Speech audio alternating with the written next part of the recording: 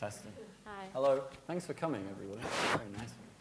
Yeah, thank you. This is so much fun. It's my first time in Lighthouse, so funnily enough, even though I know the people really well, and Tobias really well. So the way we're planning to do it is that we've got 1 hour, and we'll probably kick off with talking about the project itself and some of the themes, and some of our interests in design, futures, critical thinking, and then maybe after 35, 40 minutes, we'll take questions, and we hope that this is more of a discussion.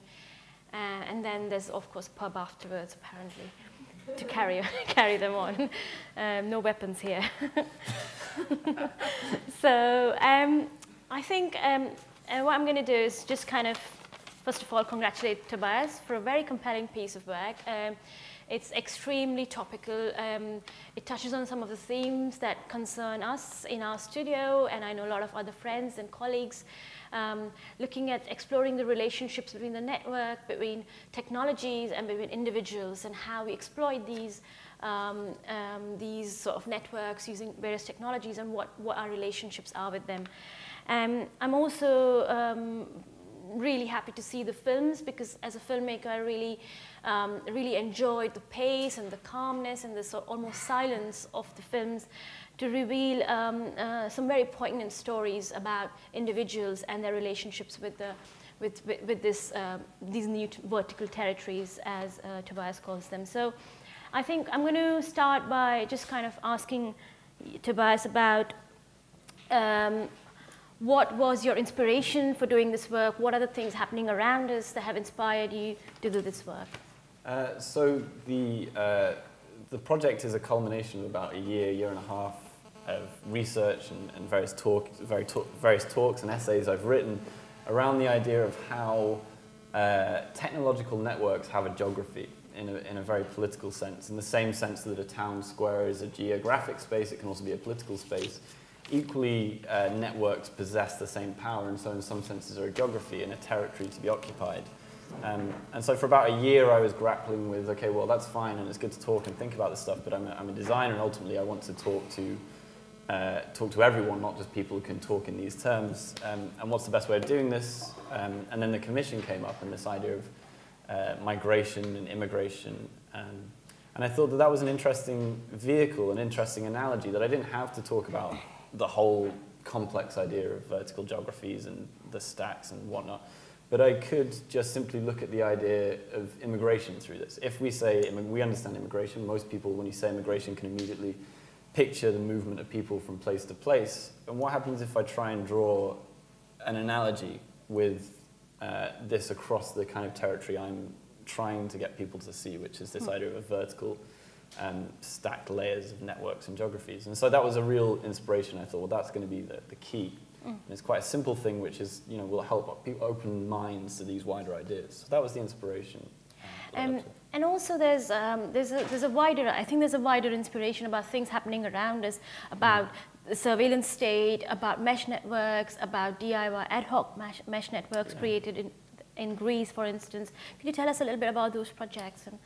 Or some of those, anyway. So it's not a science fiction set of films in the sense that it's all based in real stories of real things. Anab refers to mesh networks, which are a new phenomena that we're seeing.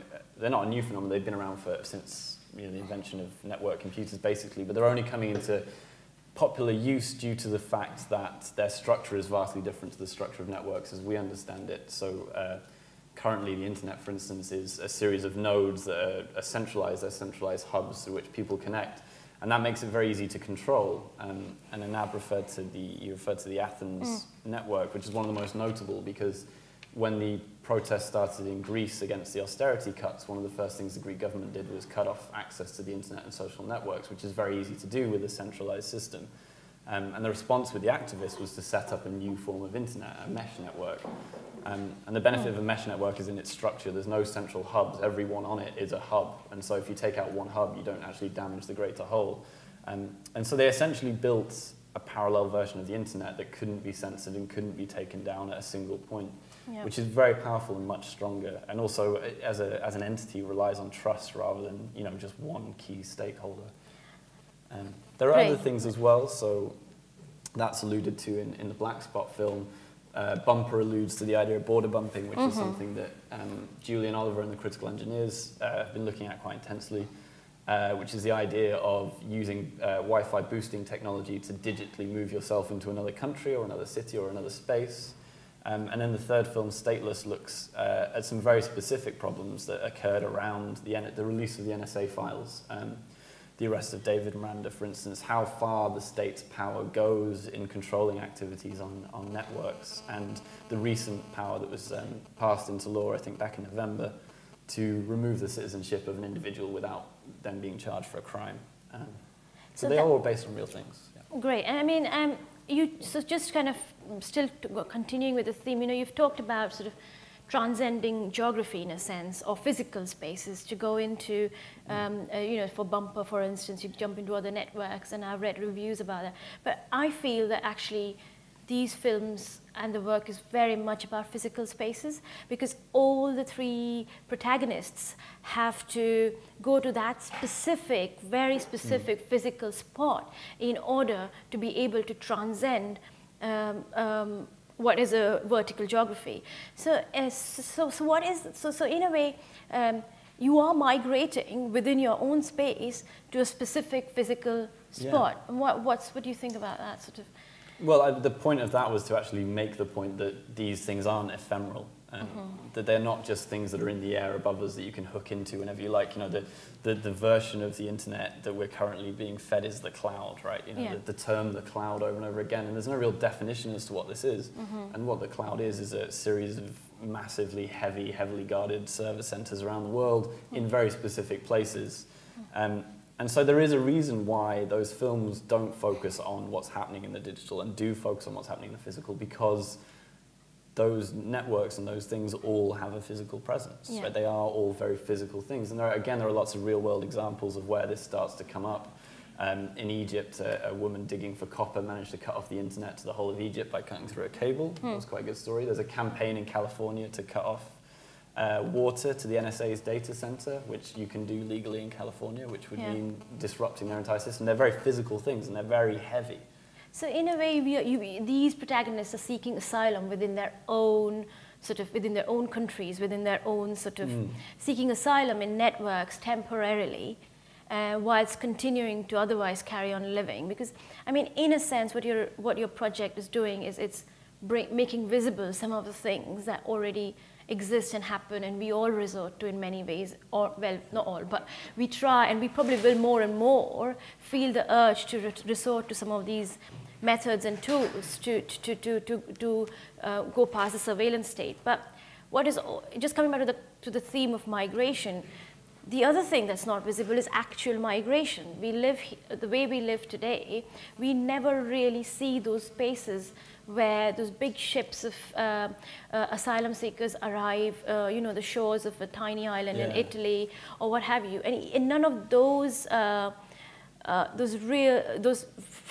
all real. Those physical migrations are also never visible. So there needs to be more than just making visible, don't you think? Yeah, it does, and it's a kind of also a question of what happens once it's visible. Exactly. Like what happens once you can see this stuff happening. Yeah. There is some great work being done about things that you're talking about. The way that things like migration is covered up. Particularly with the removal of people from this country is really done at like 4 a.m. at private airports. Yeah. Very, it happens. It's a real thing. There's a plane involved that is chartered and carries a person to the Sudan or whatever. And we can start to make that visible, and it's almost a journalistic job, is exposing it. And then the question is always, what happens after that? How do you respond to knowing that that is a real thing that has physical limitations and a physical presence? Yeah, I mean, in a sense, the theme of migration is very personal. For a year last year, the Home Office held my passport. I was almost forced to leave the country despite having lived here for 10 years, despite having a family of British citizens. But that automatically, if I were to take that into the networked space and say, okay, you've been cut off from the network, or you're being, what might that mean? Or in a way, to say that you're constantly being surveyed is in a way to suggest that you are forced to live in a very forced manner. So it's interesting because we had a discussion about the Stateless film when I was making it. Yeah. And we were having this discussion about, okay, so you have so in Stateless he's had his citizenship removed. And this has happened to British citizens, but not British citizens while they're in the country. And we were kind of sat there thinking, well, what does that actually mean? Like, what does it mean? What actually changes once that happens? I mean, I would like to, like, if you're sitting here, you're living your life, you have your citizenship stripped. What does that mean? You don't have your passport anymore. So the first thing is you can't travel, which is exactly what happened to me for years. I couldn't travel, I couldn't go anywhere, I couldn't furnish any sort of documentation in order to prove various things that I need to prove because I had a child or whatever. So I think, in a sense, you slowly start. You could still live here. Like, a lot of people who seek asylum throw away their passports as soon as they enter the country so that they cannot be identified and sent back. How do they live? What do they do? You know, these are I feel that some of those questions keep coming back to me having looked at your work, which is interesting that it's doing that. But that's interesting, isn't it? Because then my response to that was to say that perhaps in quite a starry-eyed way, the network becomes an empowering vehicle. Yeah. You know, and that again, it alludes to the title slightly.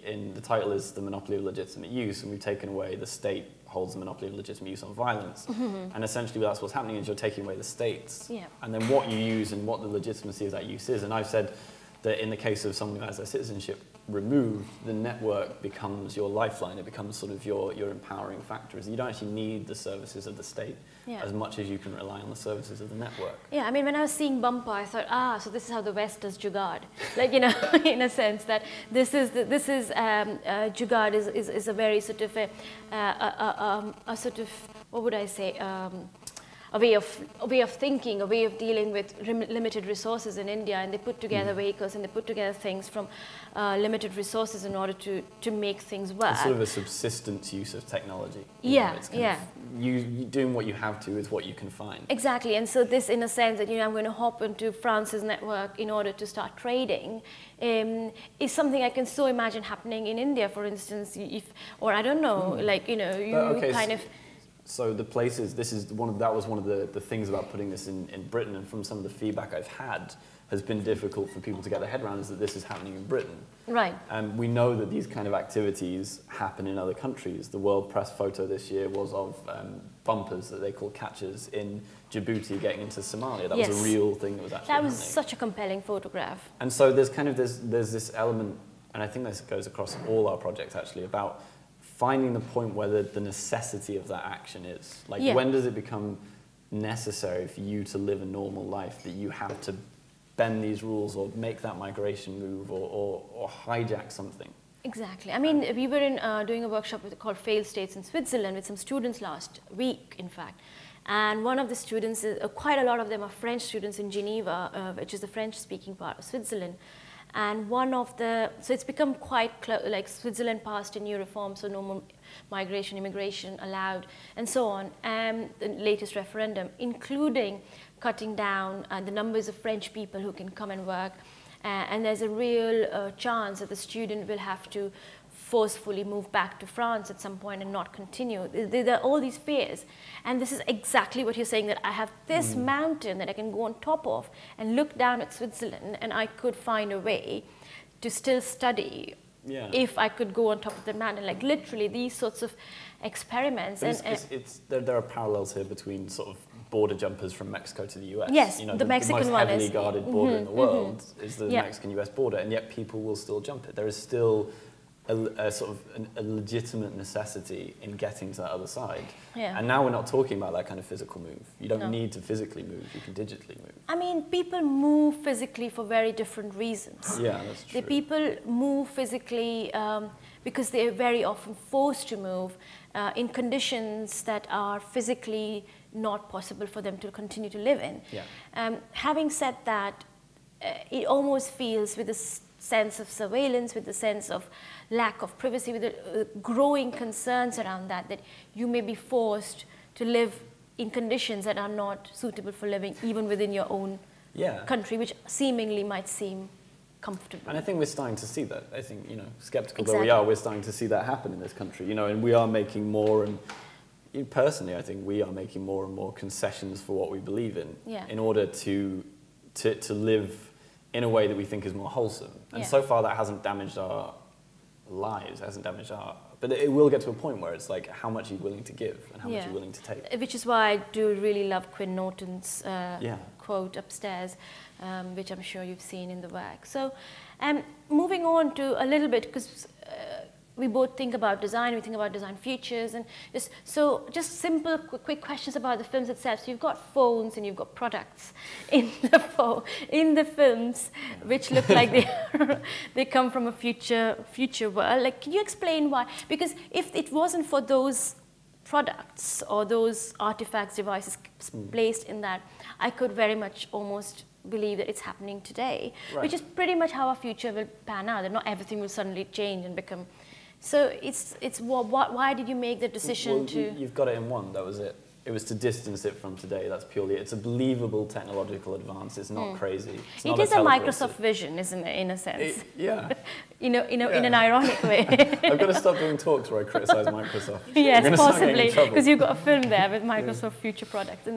So no, that's it. It's a conscious diegetic decision to move the story from the present day where it could be happening. You know, that's a library, that's the Dungeon S hasn't changed for decades. You know, and say, well, okay, so how do I make sure there is a suspension of disbelief, like filmically? How do I put distance between today and then? And the easy thing was to say, well, let's move the devices. Let's make the devices lusty. Let's make them attractive. Let's make them something that we want to be part of. And make them sinister.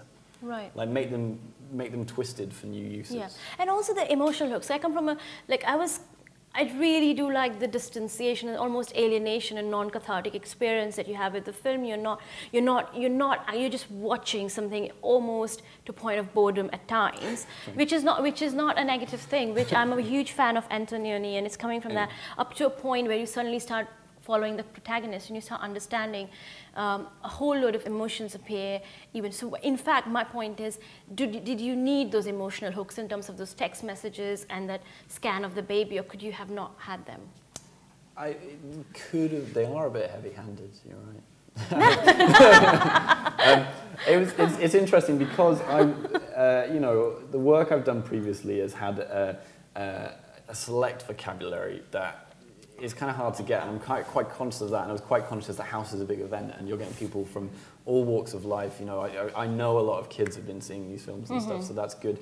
And I wanted to make sure that there was something in it that you could grip onto. Right. Like there was something in it that you could get. But that film, the Black Spot, for instance, following the woman, she's walking down, her back, the light going on her, beautiful shot.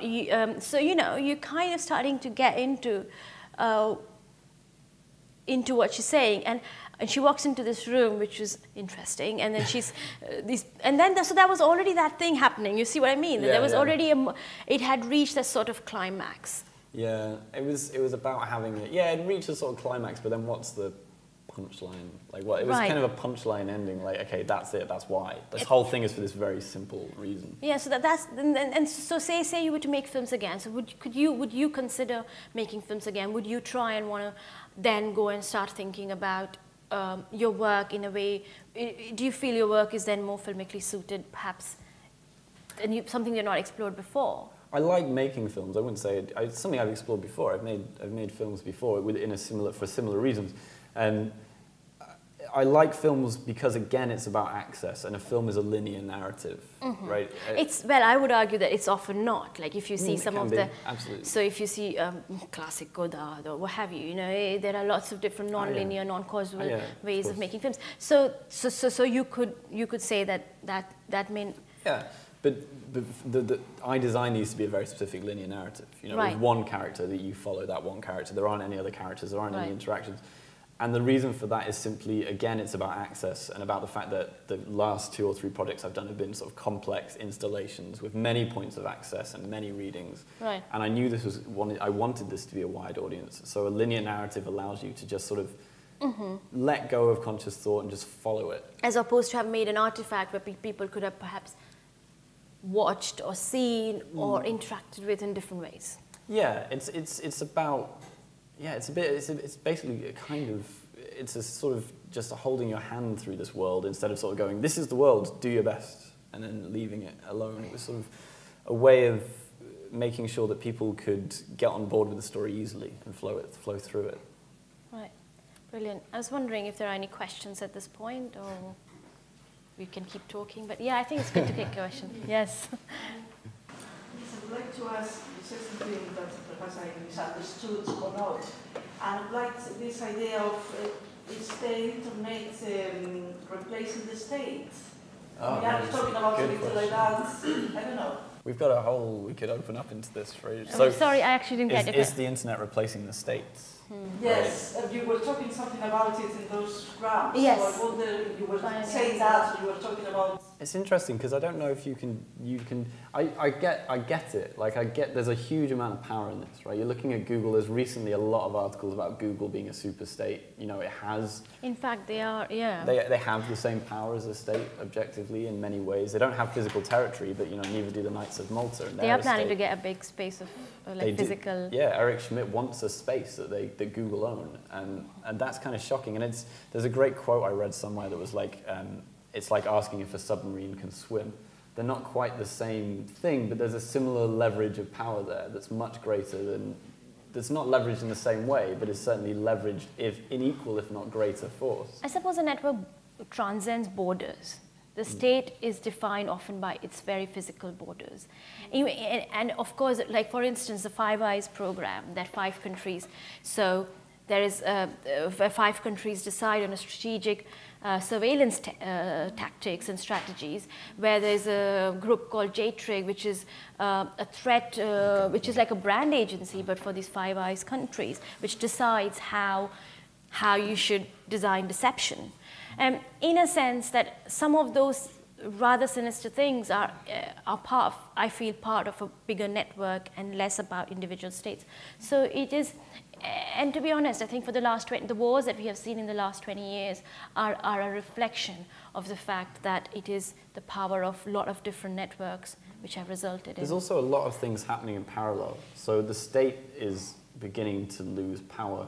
You know, the US is a really good example simply because it's the focus of most things, but also the US has been politically deadlocked for the last few years, like unable to make decisions. And as a response to that, the cities around the US have started to become incredibly powerful. You're getting new power in local governments. And there was a RAND report from like 1996 where they started to talk about this idea of tribes and networks. In the future, you're going to have networks that cover the world and tribes within those networks. And we're starting to see that appear.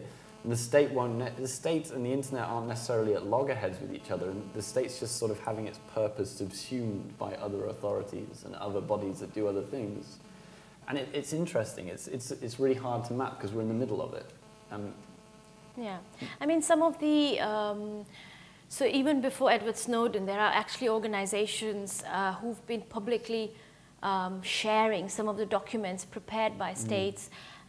About their various strategies and policies. And I can be quite obsessive and go into some of them, and actually that's fascinating to see the sort of cross-border policies that various countries put together or companies put together about, It's also about who owns what, essentially. It's about timescales as well. So, you know, states think on short timescales and move slowly. And I can't remember, someone said brilliantly that Google doesn't have a business model. It basically just wants to control your perception of objective reality. It's not interested in markets or anything. It's just like, we just want to control reality. That's not so much to ask. And I mean, as we speak right now, there's a whole fight going on for net neutrality. Yeah, right now. As we speak. And so, in a sense, which is somehow feeling like a losing battle at the minute. And so, that immediately just puts...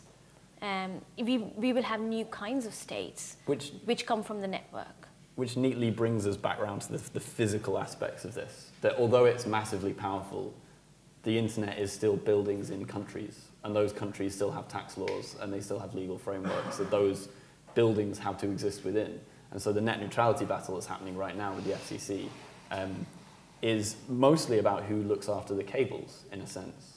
And that's down to states. And these states are guys who grew up with, who have just managed to get around to figuring out how to copyright music properly. And now they're trying to figure out how to control where information flows and in what direction and who should have it best.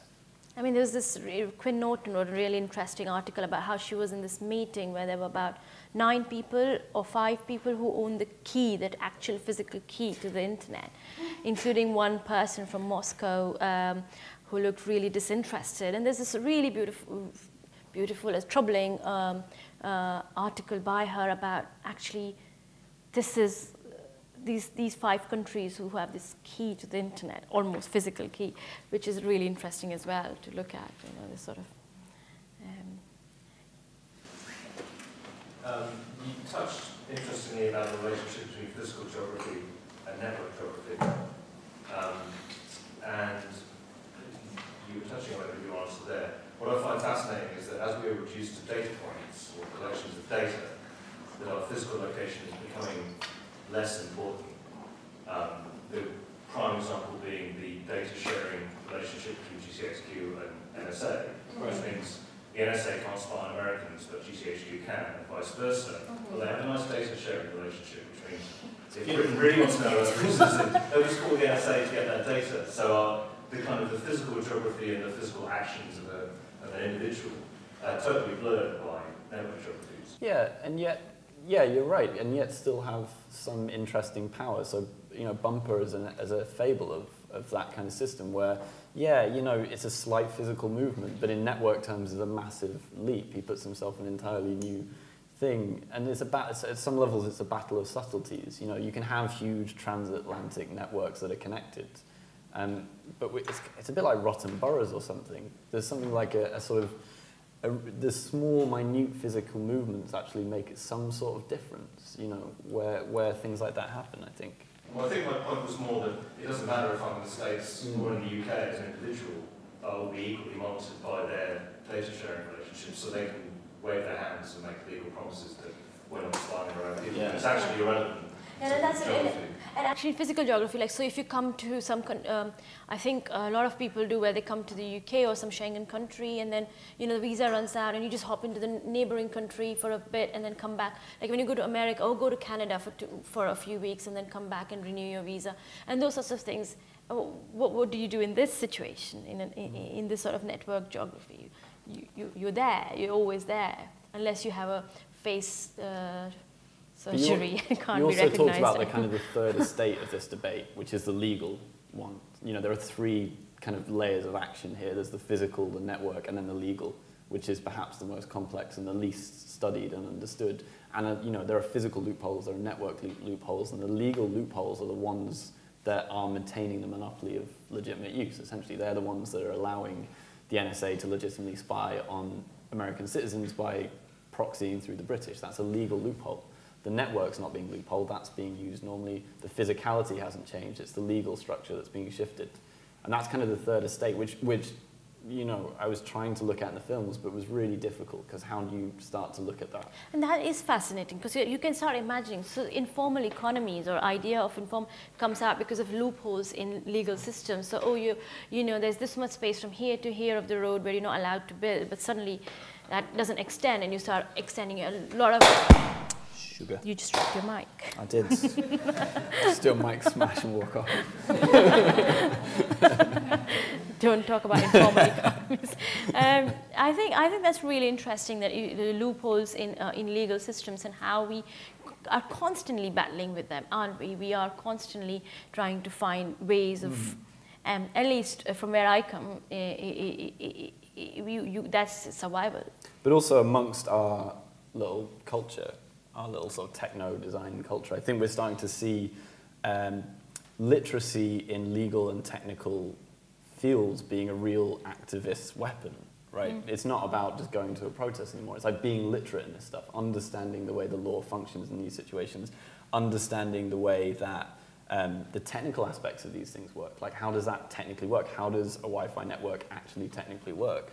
Are actually really important tools. You know, and the Occupy movement was interesting in that, you know, as well as calling protesters together, they gave legal training. And they said, right, okay, this is the law as it functions. This is what you're allowed to do. This is what you're not allowed to do. This is what you do in this situation. And they built themselves a kind of legal blockade in which they could function, as well as the physical one. Although, interestingly, I've just been reading about Occupy, is the fact that when they first started, the Adbusters, people from Canada, and they started the Occupy movement. It got a real lukewarm response till they got a very high-profile PR agency who does PR in New York, who's the 1%, the PR agency doing PR for Mercedes-Benz and so have you, on board to do their PR campaign, and then Occupy was got the publicity that we now see, which is interesting in a way, that the sort of dynamics of relationships and power, and how we come back to resort to some of the very, very solid existing infrastructures to locked in levies. Are these films art? Art? Art. Oh man, that's a good question. Jesus. That's a really hard question. So, yeah, shit. What is art? What is art?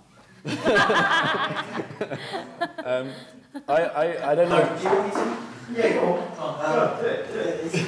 It's something that you need to create in order to express something about yourself that you can't do in another way. Okay. So I said no then, because they're not really about you. They're not, yeah, they're not about me. They're not about you. I call them...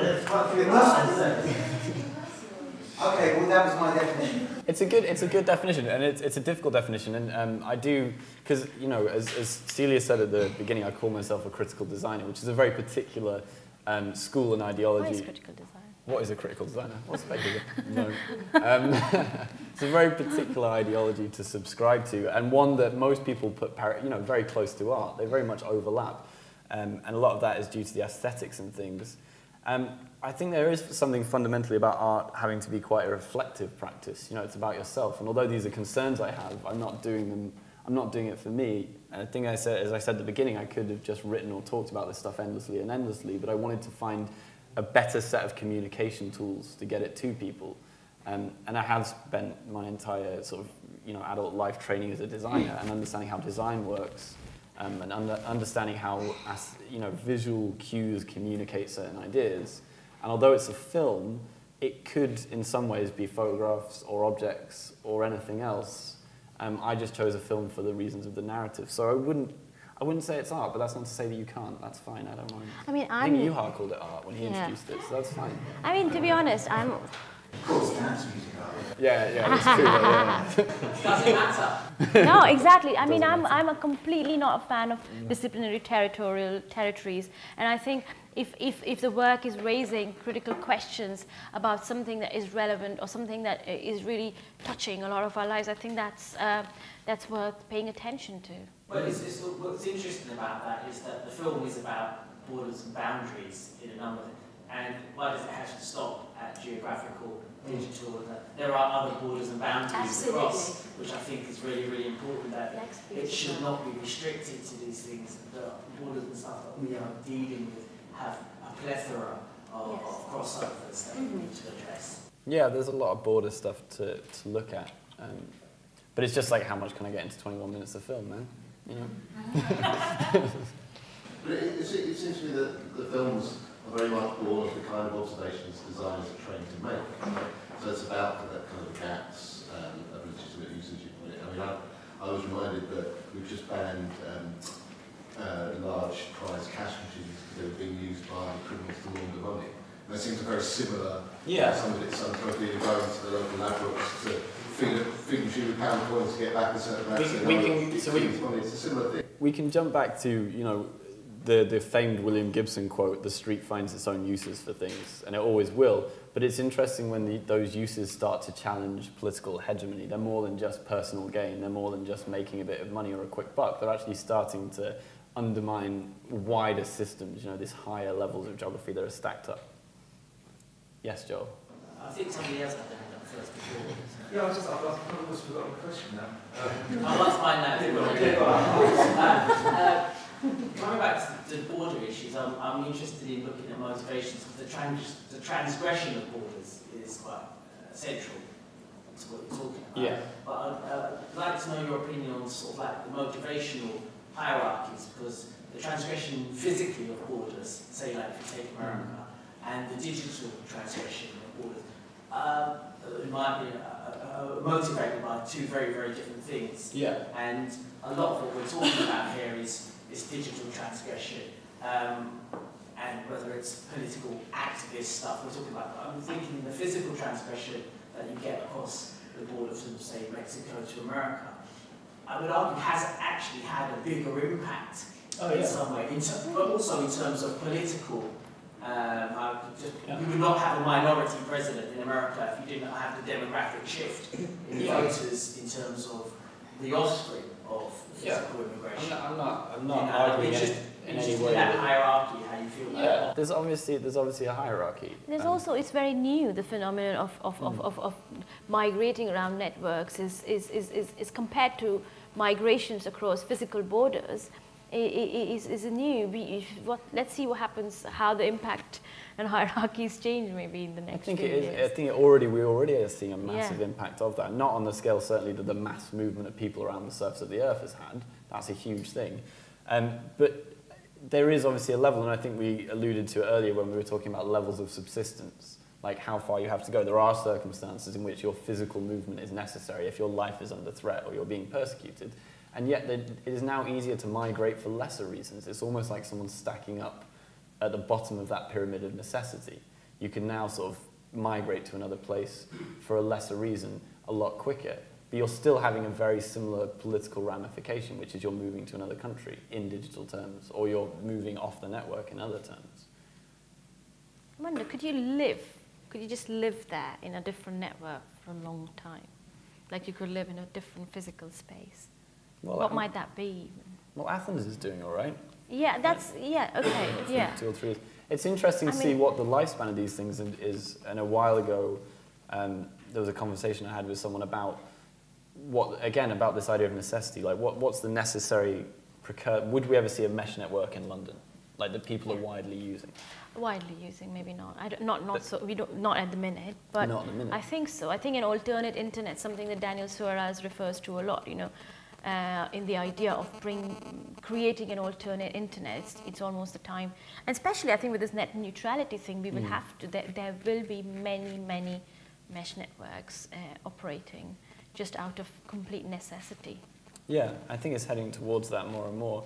But it's interesting to know, again, it's about that idea of technical expertise. It's not just something that will appear overnight. There's not going to be a company that can supply this, because that's not the nature of that thing. No, but it's going to require, again, that literacy in the legal and technical sort of states. Yeah, which we get tools and technologies making it easier to do that.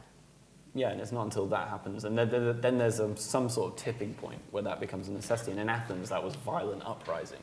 Yeah. I mean, a lot of people, just encryption, in terms of encryption, the increase in the use of encryption for sending emails, for sending data has gone up massively.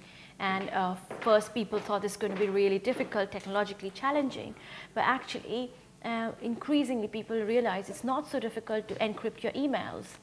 In fact, it's pretty easy to do it. And yeah, we've also people, I've started putting Post-it note on your camera, on your phone, on your laptop. The ultimate sign of a paranoid person.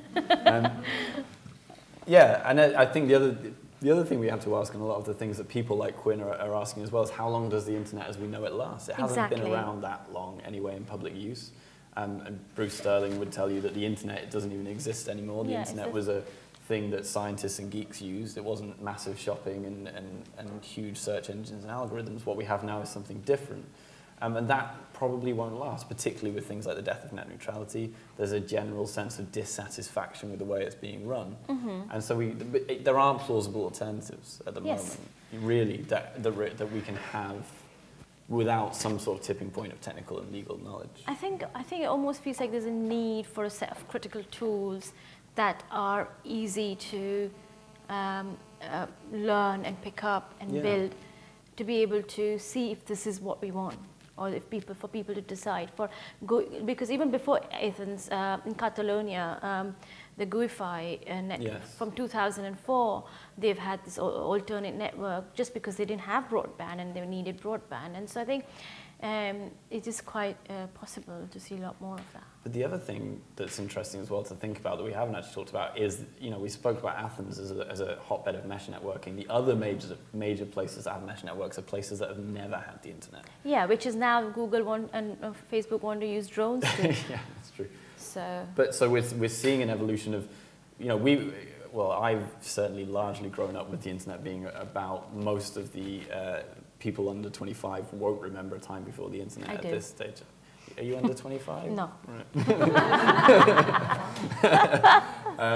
So they're growing up with this system embedded in them as part of their cultural heritage. You know, there is the internet, there is this thing. I don't really understand what it is physically. It's a utility. It's a utility that we have, and yet there are places. And what's interesting is particularly places that are always called developing economies or future economies, where that is now not a part of cultural heritage. In China, interestingly, a censored internet is part of cultural heritage. But in places like places where M-Pesa and M-Copa are, for instance, they're growing up with the alternatives that we've never had the opportunity to use, and they are developing as economies. Which is interesting that large companies like Google and Facebook, who are trying to develop drones or the project Loon to take internet and Wi-Fi to the developing world and to places that don't have internet, completely ignore these systems on the ground that are trying very hard to do the same very thing from the people, by the people. And that's again a territorial occupation of that physical territorial sort of occupation of that part of the sky. Yes. So I don't think it's so much about sending Wi-Fi, giving Wi-Fi to the people who need it, but more about occupying the sky in a way. It is. It's an interesting. So Google Loon, for those that don't know, is an ongoing project from Google where, having run up against the last mile problem that sort of communication companies run up to, where it becomes more expensive to lay out cable than the money would ever make back, proposed to carry the internet around the world on balloons. It's pretty Mary Poppins, but there it is. It's a nice idea. Neglecting the fact that the people on the ground, largely aren't interested in the internet so much as sort of better everyday tools and better. And they are developing lots of things to actually give much fun. And there is a lot of good network in Africa and the very places where they're saying they want to take the drones and Loon. So it is a sort of a neo-colonial occupation of a different kind, I think. Yeah, it's a network colonialism they're kind of trying to do. So Google, we don't want to demonize Google too much, I guess, because it's easy. You can do it from your own bed. You don't need to do it. They're recent. I mean, you just look at their recent stuff. They're big on physical space now. Yeah. Right. They're big on like mapping stuff. They've mapped. They've got artificial intelligence. They've used satellites. Then they did cars. Now they've got a thing that can scan your room from your pocket. They're big on sort of holding data, and now they're robotics companies buying up robotics companies left, right, and centre. And it is interesting to think about this idea that they've sort of dominated the digital now. The network is done. They've sort of owned that whole sphere is locked down, and now they're trying to sort of almost reach out with crawlers into the physical. And it's hard to say what they want from that. Like, what are they trying to achieve there? What is that? And it's not just Google who are doing that. Just better services. Better services, but it's kind of they're trying to avoid reaching a ceiling, I think, where their power runs out and they need to keep expanding. And it's interesting to think about what the popular front against that is, which is things like mesh networks, it's things like bumping, it's things where it's exploiting what already exists to a better benefit rather than just being coated by that inexorable advance. Yeah. I was just thinking, it's different from my original question, but I was interested in that, but it seems to me like social democracy is the problem. We don't want net neutrality, we want net radicalism, surely. There's no such thing as the neutral space in the political sense. So it seems to me like all the places you're talking about with mesh networks and places that are actually doing so, these are places where people use tools to hand to make ad hoc networks to give themselves the power within that larger space. People in social democracies, I've got my iPad in my pocket here. I'm a consumer, I don't produce anything. I'm a doer, I make stuff. But in this sense, I'm just like a blog. I have no way of creating my own network. Right. So, I mean, this seems so basically the thing about net neutrality is being sort of dialogue is being run by social democracies and the big oligarchies. So yeah, I mean, that was just an observation. I mean, we're the problem, basically. Yeah, it's. I mean, even going way back to one of the first things that Schmidt was, known for saying. If you're not being sold something on the internet, it's because you're the product. That was one of the very first things he ever said. Yeah, it's like also Bruce Sterling, the idea of stacks, and that we are all just pigs in We're the livestock for this larger system. ready to be made into. And so net radicalism becomes interesting because, how do you activate yourself as a product? Can I just remember my original question there? Yeah, go on. Really briefly. It's to do with, you talk about the legalisation, the legal aspects of things. Yeah. And I was thinking about intellectual property. There's no way that I can own any of my metrics. There's no way I can own any, including biometrics. None. I think that's interesting because I think we shouldn't talk about data owner. I think you can't talk about data ownership. I think we should talk about data control over the data you have. Because I think we're establishing control over my data. Yes. None of us have. In varying, yes, unfortunately not. So I guess my point is that I can buy a house with a garden and I can produce my own food. Yeah. But I can never control my own. It's interesting to. So for instance, your iPhone knows so Apple is storing all your location data without your knowledge and has been doing for years. Or the fact that Boris Bikes in London recently published this thing. Someone recently did this hack and found out you can literally know all the location data about any cyclist. And so on. And so I think it's worth thinking about ways in which we can have some control over our data. I don't think we're going to ever own any of our data. I mean, that's. I think it's a very interesting existential experiment to find out where your data is, physically, what actual building on the face of the earth. And which server holds it? It's very easy it's quite easy to do. There are lots of web services. You can type in your Facebook address or your own personal website, and it will just say this is the building on the planet. A guy works there next to you, and he looks at looks after your stuff. That is, but I still think that doesn't answer your it doesn't answer your question. It wasn't really a question. I know. No. But once you start to think about it in those terms, you do start to sort of realize that there is, that physical element starts to become real. Controlling it is much different to knowing what guy's looking after it in what building. But I think, even that knowledge and even just thinking about the implications of what you do on a daily basis and what that means. And very often, like you say, these are all social contracts that we've willingly got into. It exists because it's mutually apparently beneficial. Who was the chap who wrote the article for The Guardian, the great one after the NSA revelation? John Lancaster. John Lancaster one. He had a brilliant phrase. He said, it's like there was a temporary shortage in glue for envelopes, and so everyone thought it was all right to read each other's mail. And you can't control who's going to read your mail. And I don't mean necessarily just surveillance. I mean things like the fact that we were discussing on the train down, the fact that we get an email quite regularly from Clout saying they know our Clout score. And it's like, I've never signed up for Clout. I've never given... Is it 54? Thanks now. And so you'll never control that, you'll never know it, but being aware that it's out there and exists and has a physicality and has a tenuous tie to the surface of the earth certainly gives you a feeling of power over it, I found, quite curiously. The tools don't yet exist, and I think Anab's quite right in proposing, in a sort of a way of a toolkit that we can use, in some form or another that will evolve. This is new days, this is young turf. This has only been a few years in the grand scheme of things. We're very new to this. And we're only now starting to realize how much we've given and at what cost. It's only very recently we've started to realize that. And I think it's not even a realization in a sense that, if you think about, what's the minister? There's a couple of them. Who said that, if you have nothing to hide, you have nothing to lose. Oh, Ian Duncan Smith, yeah. Yeah. Great phrase.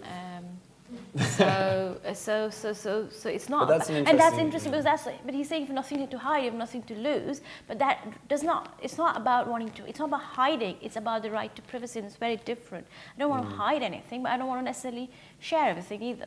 And it's also the argument I've always had against that is the idea that regardless of whether you have nothing to hide, if the machine exists, someone will use it one day. If it exists, if it is there is a nascent machine that can be used to find out everything about everyone.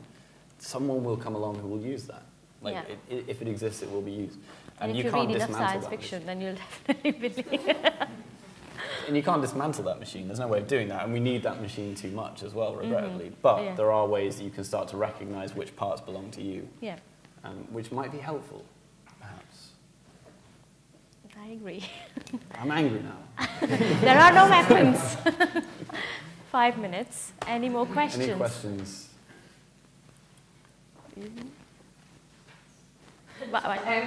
The recent Heartbleed bug caught my attention because it's the first bug that had a name like that and had a logo like that and kind of really well branded. Yeah, what are your comments on that particular sort of phenomenon and like how it's... I text 5 people in this room as soon as I found out about it, which is quite good. That was a really interesting phenomenon and was a really great example of where the sort of popular hacker community were wised up to it theoretically before the corporate guys were. So Google said that they didn't notice it, but there's a lot of controversy about whether that was true or not, and whether they just pretended it didn't exist because it was such a big flaw that it kind of brought their practices into question a bit. But it was a great example of where suddenly, I can't remember what the exact phrase is, it's responsibly disclose. If you, as someone working as a developer on the network, find a flaw of that level, the Heartbleed bug, by the way, for people who don't know, was a massive door in the middle of the only secure protocol we have for using the internet. So basically, every time you use a bank or PayPal, you use a thing called SSL to send that information, and Heartbleed was a door in that would allow anyone into it. So after that, you must have received emails from lots of different services that you use that reset your password and stuff. But it was interesting because it was this idea of responsibly disclosing that information. Like, as a developer, if you spot this thing, you are requested to responsibly disclose it. And it was 2, I think, Finnish academics who discovered it. Was it Finnish? Or they were academics from Europe anyway who discovered it and disclosed it. And we're kind of shocked that none of the massive web companies like PayPal or Google who rely on that for the backbone of their business hadn't noticed this thing happening, which led to a lot of, I think, a bit of a debate in the community about whether they had noticed it and had chosen not to responsibly disclose it, but instead to come up with their own solutions, which is kind of implicit of the way the balance in that culture has shifted, where it's all a bit siloed, and when you see a bug that affects everyone, you just make sure that you're all right and don't tell the other guys. The fact that it was open source as well, and thought it was very... Yeah, it's relatively small little operation. And I can't remember who it was. Someone said if we don't look after this stuff, like open source stuff, like SSL, and like help each other out on this, it'll just go. It won't work. And SSL is an open source thing. That's why everyone uses it. And not helping out and not helping your other companies to fix it up was a massive. If they did do that, if they did ignore it, then that is a massive oversight on their part. Sorry, you had a question. Well, it kind of goes with that a little bit. It strikes me that there's something of parallel, maybe, that looks a bit into the future in about 20 years, that physical borders are going to become tougher and tougher, because if you look at, say, Bangladesh, you can have 18 to 30 million people contacting the great. And we've got all sorts of border issues now. I'm just wondering if it strikes me, and the SSL thing is kind of interesting too, whether digital borders actually going to become tougher and tougher, and actual facts.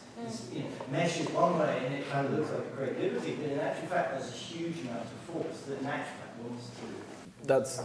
That's the debate that's happening right now with the net neutrality debate. That's exactly what is happening, is how hard can we lock down these borders as a company with copyright. And that'll be a whole new set of digital borders controlled by companies, not necessarily the state as we know it.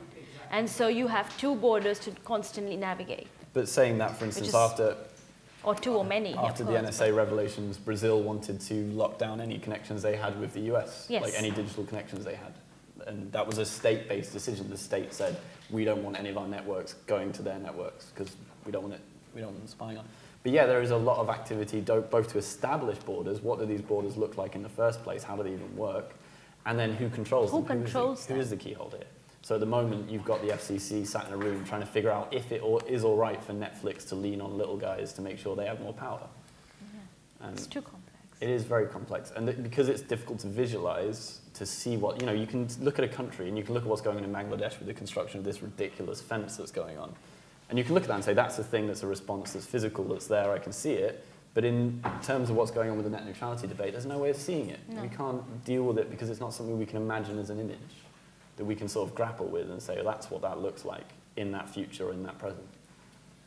And I guess that's why I made the films.